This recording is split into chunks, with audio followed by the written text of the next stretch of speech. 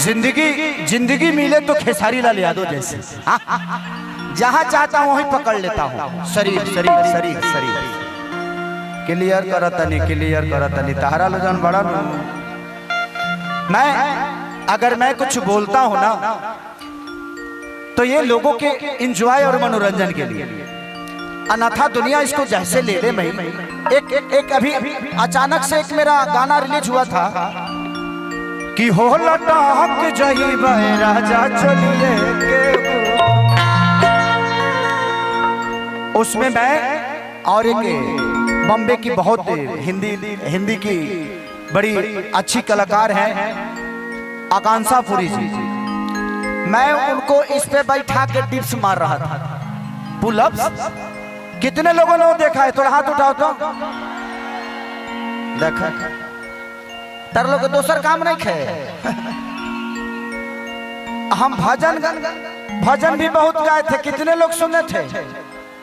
देखे संख्या देखे। अब पुलअप्सवा माराल का मोय लोग देख ले, सारे के सारे लोग देखे, लेकिन मैं पुलअप्स मार रहा और लोगों को कुछ अलग ही लग रहा। तो हमारे रिश्ते हम तय नहीं करते, हमारे रिश्ते लोग तय करते। साथ में चलने वाली एक लड़की हमारी गर्लफ्रेंड नहीं, वो हमारी बहन भी हो सकती है। अब आपको तय करना है कि आप उसको किस हिसाब से देखें, लेकिन हम तय कर लेते ना कोनो माले पटौले बा। ये तो आपकी नजरिया है जो आप उसको कैसे देखते हैं, किस हिसाब से देखते हैं। हमारी नजरिया है कि मैं अपने बहन के साथ जा रहा हूं, तो वो पुलअप्स था और लोगों ने उसको बोल बोल के अश्लील बना दिया। बट ठीक है यार, सबकी अपनी नजरिया है। कितने लोगों को सफाई दीजिएगा, जिंदगी में सफाई देते देते मर जाइएगा।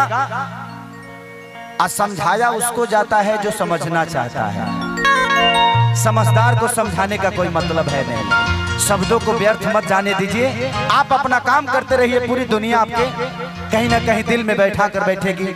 नहीं तो एक खेसारी लाल यादव लीटी बेचने वाला, मैं 10 घर में नौकर और झाड़ू पोछा किया हूँ। 10 घर ऐसे होंगे जहाँ पे खेसारी लाल यादव झाड़ू पोछा किया है, बर्तन धोया है, कपड़ा धोया है। लेकिन आज देखिए मेरे घर में मेरे काम करने वाले कम से कम 15 लोग होंगे। तो ये मेहनत है, आप सबका प्यार, आप सबकी विश्वास है खेसारी के ऊपर। इसलिए एक गरीब घर का बच्चा आज अपने जीवन को इतना बड़ा लेवल पे लेके गया।